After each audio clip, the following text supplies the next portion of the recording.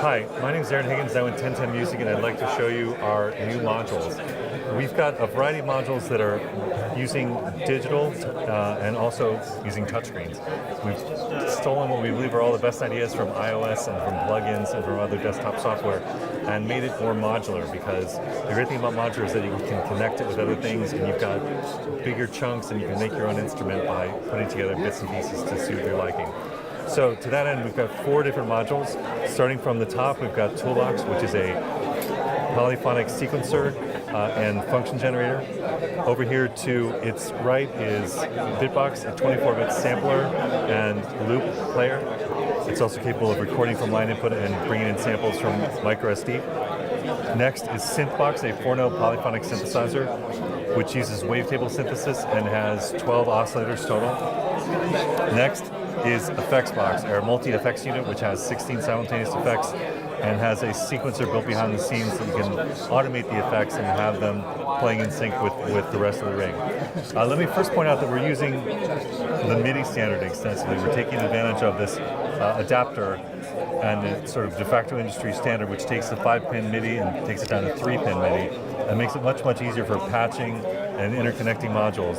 You'll see that this Modular Toolbox has 4 MIDI outputs, and we're using those to connect to all 3 of the other boxes to drive them, and each one is using clock.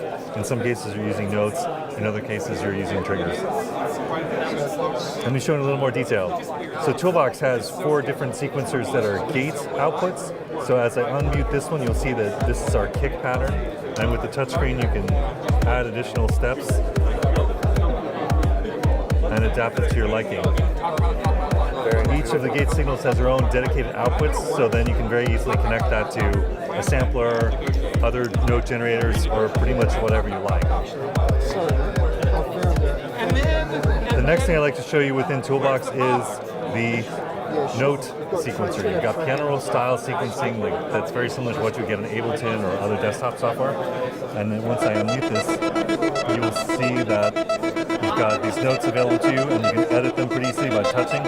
And if you want to get in closer and deal with situations that are a little too hard to deal with a single finger, you can.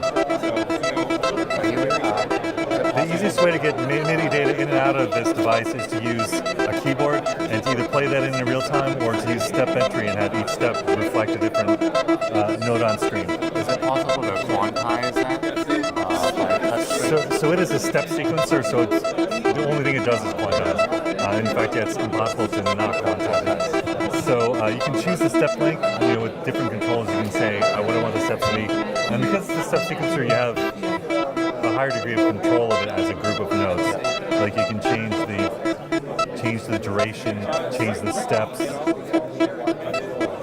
and change the clocking. You can make it clock from external sources or internal sources. On the next page, you get to choose where it goes. It's going to appear both on the front panel with gate and CV outputs, and you can route it through MIDI, which is what we're doing to the Synth Box. There's various other options I'll go into another time, but that's the sequencer section. 4 gates, 4 notes. Lastly, yes, the transposition feature is conformed to scale. So when you go down here, when you hit this, it shows you've got different keys and scales to work against. That when you transpose, stuff is conformed to scale. And in addition to transposing, just once you place notes on the piano roll field or play them in, it'll get mapped to a scale so you don't mistouch any notes. Right, so it'll be all right notes as you define it. That's awesome. So no mistakes.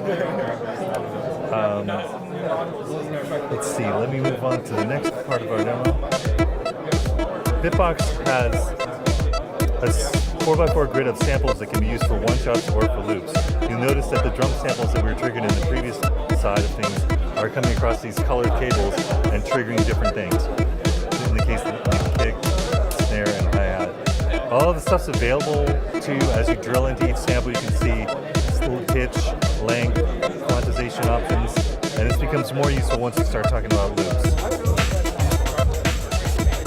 You notice that this loop has markers that the software went through and scanned all the transients are, so that it can either make each of those slices available to a separate trigger. You can use CV to choose which of the different slices will be triggered at a given time, or you can have it just selectively choose which one. And And lastly, it's using a technique called slicing to alter the tempo of the loop, so that as I play my other drum sounds, you'll notice that this is all playing together, even though this loop was recorded from a record at a different tempo than what we're currently playing back. So that is the Bitbox. Now I'm going to go back and focus a little bit on the Synth Box. So the Synth Box is our polyphonic sequencer. By unmuting something over here, the red and green is mute, unmute, if I haven't had a chance to describe that.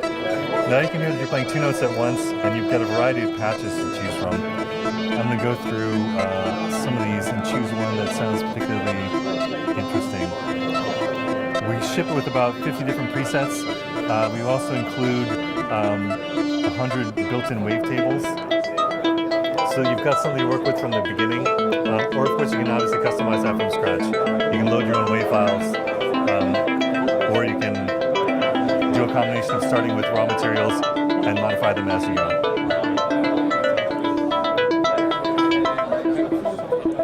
The knobs are available for filtering and for other features. As you drill into each different thing, like you can choose, which wave table you're going to use, like how the pitch is going to go. And it's with each of these devices, anytime you see a knob control on screen, there's a physical knob that controls that, so you always know what you're controlling. It's never a guess. And lastly, it's got several articulations, including a built-in sequencer like you're seeing here, in addition to envelopes and filters. All right, so now you've seen 3 of our modules. Let me show you the final one.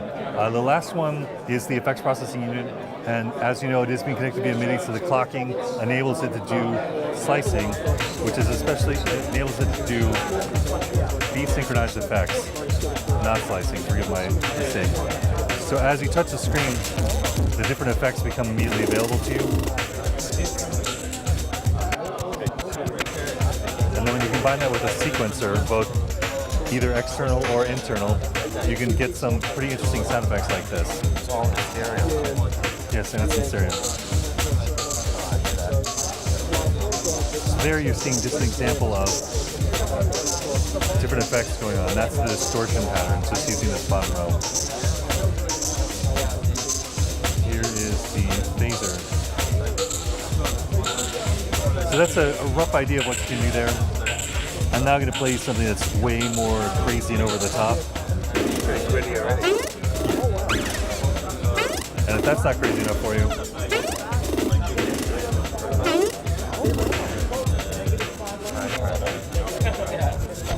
and then of course,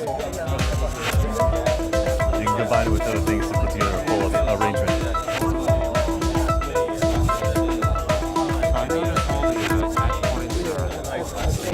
Yes. Thank you for asking.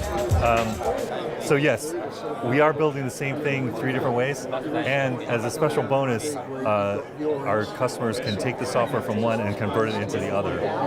So for no charge, you can go to our website, download a new firmware, and turn the Bitbox into a Synth Box, and vice versa. And that's true with all 3 of these modules, which we call our Series 1 modules. Toolbox is a different hardware platform. You've got outputs here instead of inputs, so that's not possible. But we anticipate this will be the beginning of other iterations to come. Do you sell the faceplate? We don't, but if enough people ask for it, we certainly will. We find that really the only difference is the color and the product name. All the other labels are the same, so it's not. It would be a nice cosmetic option, but it's not strictly necessary. It's very convenient. Yes. So that's a summary of everything that we currently provide. I guess I should briefly mention we do make one more module. It's called the MX4. It's a MIDI repeater. Just taking advantage, again, of this MIDI signal. You can make one MIDI signal drive 4 outputs, and we include a bunch of adapters to make it work with 5-pin DIN or whatever else you need. Thank you very much. Thank you very much. I appreciate the time.